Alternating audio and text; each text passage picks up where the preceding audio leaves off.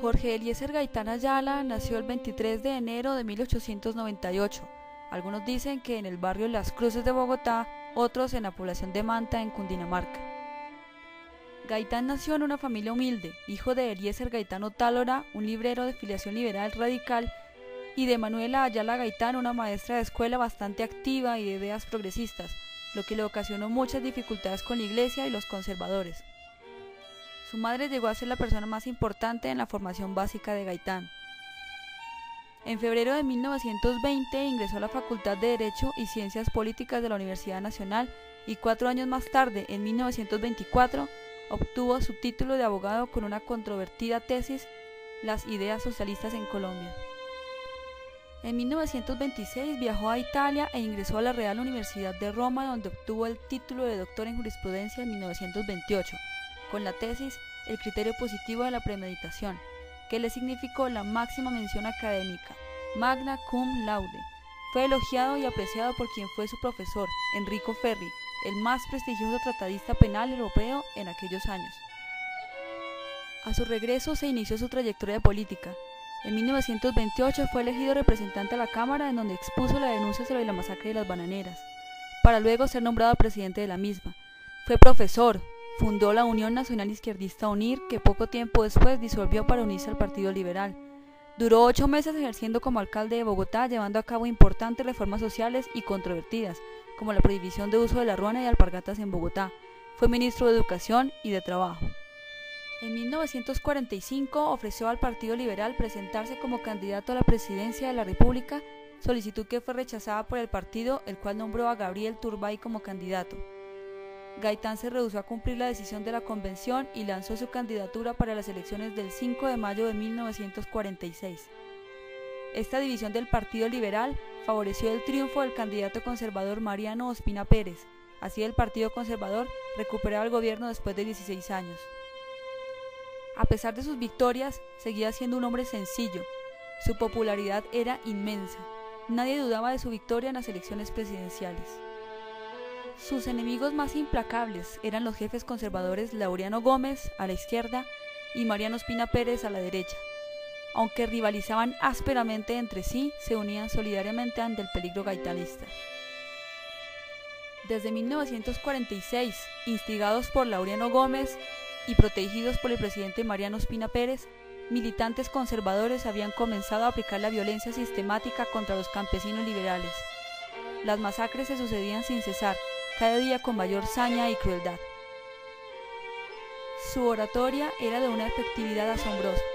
Usaba pocas palabras y frases muy sencillas. Su razonamiento era fácil de seguir y de una lógica impecable. Creaba el suspenso y la excitación con las pausas, y en pocos minutos controlaba por completo los sentimientos del público. El 7 de febrero de 1948, 2 meses antes de su muerte, Gaitán pronunció uno de sus más emotivos discursos, la oración por la paz. Señor presidente Mariano Ospina Pérez, bajo el peso de una honda emoción, me dirijo a vuestra excelencia, interpretando el querer y la voluntad de esta inmensa multitud que esconde su ardiente corazón, lacerado por tanta injusticia, bajo un silencio clamoroso, para pedir que haya paz y piedad para la patria. En todo el día de hoy, excelentísimo señor, la capital de Colombia ha presenciado un espectáculo que no tiene precedentes en la historia. Gentes que vinieron de todo el país, de todas las latitudes, de los llanos ardientes y de las frías altiplanicies, han llegado a congregarse en esta plaza, cuna de nuestras libertades, para expresar la irrevocable decisión de defender sus derechos. 2 horas hace que la inmensa multitud desemboca en esta plaza, y no se ha escuchado sin embargo un solo grito, porque en el fondo de los corazones solo se escucha el golpe de la emoción. Durante las grandes tempestades, la fuerza subterránea es mucho más poderosa, y ésta tiene el poder de imponer la paz, cuando quienes están obligados a imponerla no la imponen. Señor presidente, aquí no se oyen aplausos, solo se ven banderas negras que se agitan. Un hecho que marcó el inicio del fin de la vida de Gaitán fue la denuncia hecha en la Cámara de Representantes de la masacre de las bananeras ocurrida el 5 de diciembre de 1928, luego de una huelga masiva en la zona, donde los campesinos se negaron a cortar los bananos producidos en la compañía norteamericana United Fruit Company, hoy United Brands, alegando condiciones humanas para los trabajadores y mejores pagos. La huelga terminó con un baño de sangre. En la noche del 5 de diciembre, soldados del Ejército Nacional, por orden del general Cortés Vargas y con el aval del gobierno, dispararon sobre una reunión pacífica de millares de huelguistas, matando a más de 1000 trabajadores. Gaitán en su denuncia se atrevió a decir: el ejército colombiano tiene la rodilla hincada ante el oro yanqui y la altivez para dispararle a los hijos de Colombia. Juan Roa Sierra, bogotano, católico fanático, pintor de profesión y el menor de 6 hermanos. Con el pretexto de sacar el pase de conductor, induce a su madre a conseguir prestados 60 pesos para hacer el curso. En realidad, se dispuso a comprar un revólver con el cual, el 9 de abril de 1948, a la 1:05 de la tarde, asesinó en la carrera séptima con Avenida Jiménez al doctor Gaitán. Lo esperó pacientemente a la salida de su despacho y en cuanto lo vio, le propició 3 disparos, 1 en la cabeza y 2 en la espalda, dándole fin a la única oportunidad que ha tenido Colombia de girar en favor de su pueblo. Disparó y dio unos pasos hacia atrás mientras un agente de tránsito lo inmovilizaba. Fue llevado a la droguería Real con el fin de preservarle la vida, pero la turba furiosa y resentida dio cuenta de él e hizo justicia. Fue arrastrado por la carrera séptima hasta el Palacio de Nariño, iniciando así uno de los momentos más sangrientos de la historia de la capital. El doctor Gaitán había sido asesinado y muy pronto ese río humano se iba a salir de cauce. Ciudadanos de clase media, empleados, oficiales del ejército y de la policía salieron a la calle a expresar su repudio y su protesta ante el terrible crimen.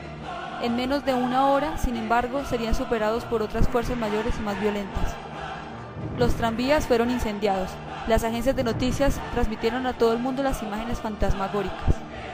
La reacción destructiva del pueblo, que entonces aparecía como simple furia ciega, puede hoy entenderse en su lógica elemental e implacable.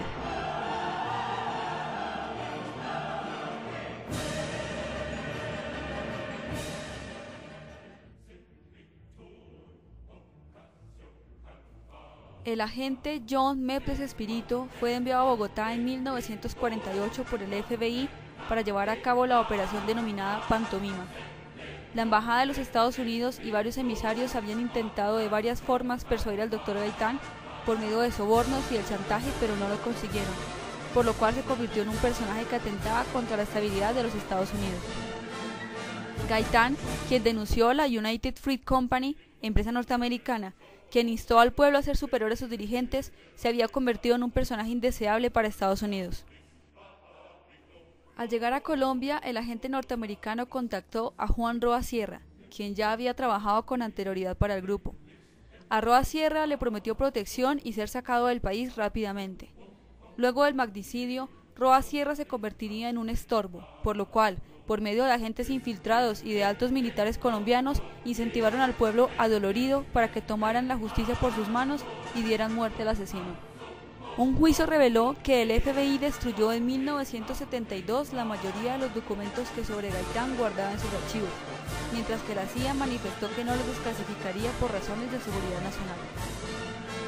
Como en muchas otras ocasiones, el gobierno norteamericano incursiona en los países en nombre de la libertad, su libertad de entrometerse y acabar con las posibilidades de desarrollo de los pueblos, pues un pueblo educado y digno no permite la intromisión, la injusticia y la violación de su soberanía. Sin embargo, la oligarquía colombiana sigue llevando al pueblo colombiano a ser aliado estratégico de Estados Unidos, condenándolo a ser pobre, ignorante, sumiso y pesimista. En manos del pueblo está demostrar que es superior a sus dirigentes, que revive la ideología de un hombre que quería lo mejor para los obreros, los campesinos, los estudiantes, los trabajadores, todas personas pobres explotadas por las familias adineradas del país, que sueñan con haber nacido en tierras europeas.